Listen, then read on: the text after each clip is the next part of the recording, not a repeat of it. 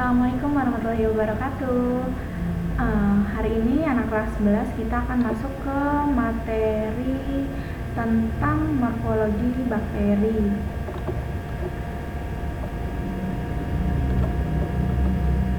Oke, kita hari ini akan masuk ke morfologi bakteri. Yang pertama kita akan masuk ke bentuk sel bakteri.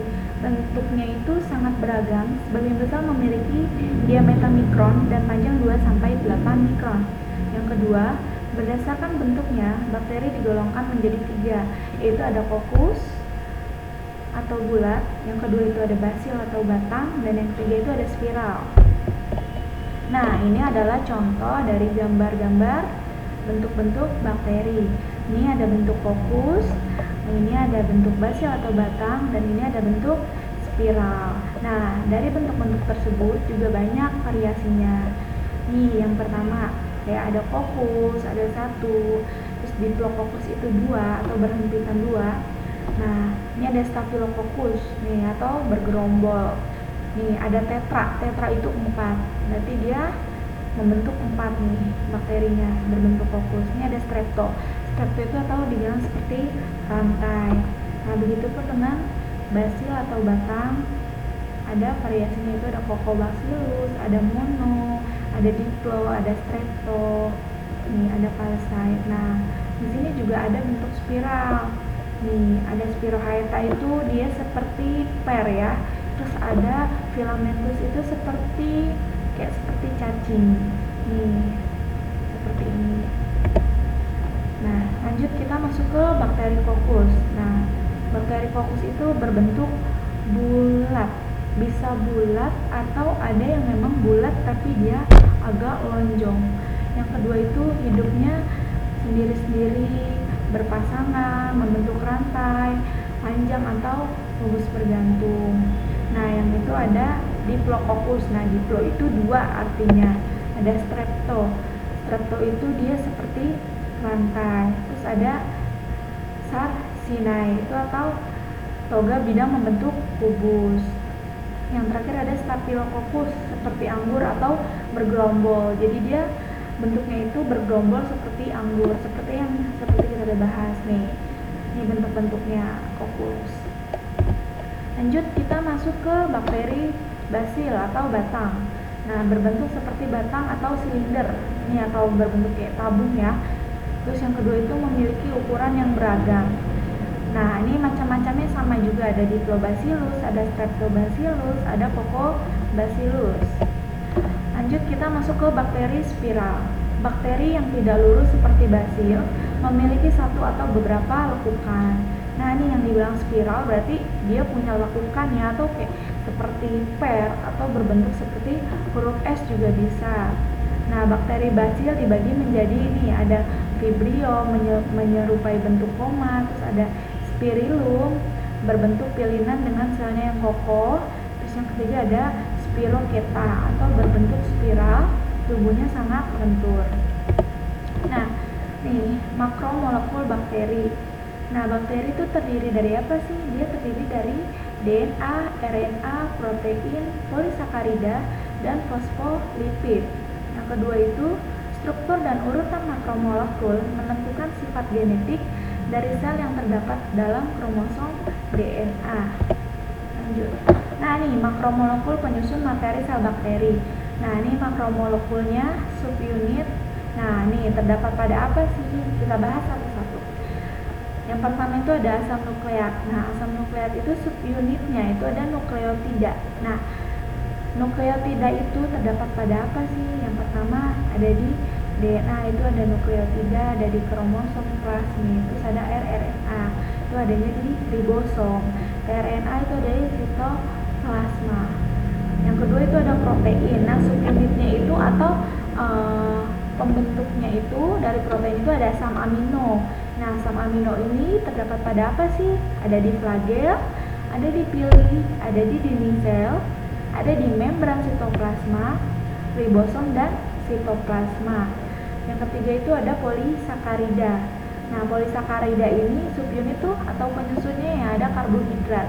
Nah, karbohidrat ini tersendiri itu ada di kapsul bakteri, ada di badan inklusi, ada di dinding sel. Nah, yang terakhir itu ada fosfolipid. Nah, nih, subunitnya itu ada asam lemak, dia terdapat pada membran sel.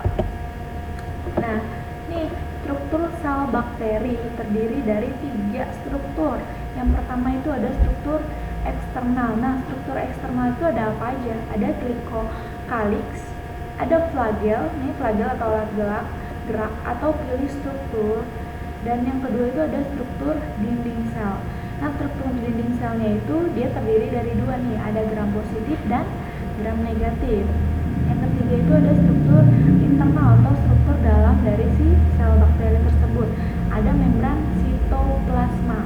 Ada sitoplasmanya saja, ada ares nukleus, ada ribosom, dan yang tentunya ada mesosom. Nah, nih, struktur eksternal glycocalyx, selubung gula yang berfungsi untuk menutup bagian permukaan sel. Nah, nih, glycocalyx adalah selubung gula yang berfungsi untuk menutup bagian permukaan sel. Yang kedua, biasanya mengandung polisakarida dan polipeptida yang dibuat di dalam bagian internal sel dan disekresikan ke permukaan. Yang ketiga, berfungsi untuk melindungi sel bakteri dari fagositosis sel, hospes, bacillus anthracis. Nih contohnya anthrax, ada streptococcus, ada pneumonia, ada klebsiella. Ini biasanya di sel pernapasan. Lanjut, ada struktur eksternal yaitu flagel. Nah, flagel itu berfungsi untuk bergeraknya bakteri yang habitatnya dalam cairan. Nah, berbentuk seperti benang dengan diameter nanometer. Ini flagel itu macam-macam ya. Dia juga ada, terus banyaknya juga macam-macam. Yang ketiga itu mengandung protein yang disebut flagellin. Nah, jadi protein yang ada di flagel itu disebut flagellin. Yang terakhir itu ada motorik atau tunggal ujung. Amfitik biasanya itu satu atau lebih. Kedua bagian itu polar. Terus ada lorfotrik, itu lebih dari satu di salah satu ujungnya. Atau peritrik, nah itu tersebar nih. Jadi macam-macamnya dari si flagel. Ada yang satu atau lebih, ada yang tempatnya di ujung, ada yang flagelnya tersebar kiri kanan, depan atau belakang, seperti itu. Lanjut, kita masuk ke fimbria dan pili. Nah, pili berfungsi untuk menempel, bukan untuk bergerak. Beda ya. Jadi kalau yang untuk bergerak itu disebut dengan flagel, tapi kalau yang untuk menempel itu disebut dengan pili. Nah, yang kedua itu bentuknya lebih kecil daripada flagel. Nah, kalau flagel tuh biasanya bentuknya lebih besar terus agak lebih panjang. Yang ketiga itu mengandung protein yang disebut pilin. Nah, kalau misalnya tadi flagel itu disebutnya proteinnya itu flagellin, kalau pili itu disebutnya proteinnya adalah pilin. Fimbria tersebar merata di seluruh permukaan sel bakteri. Berfungsi untuk menempel dengan sel hospes. Nah, contohnya Neisseria gonorrhoeae, berperan penting untuk kolonisasi bakteri yang menempel pada mukosa hospes.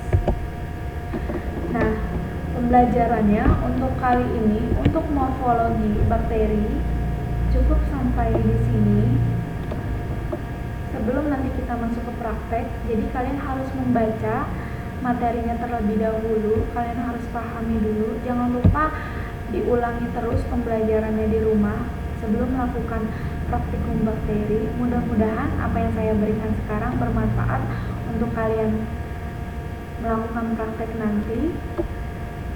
Materi dari saya cukup sekian. Apabila ada hal yang ingin ditanyakan, bisa kalian tanyakan kepada saya. Untuk lebihnya, mohon maaf.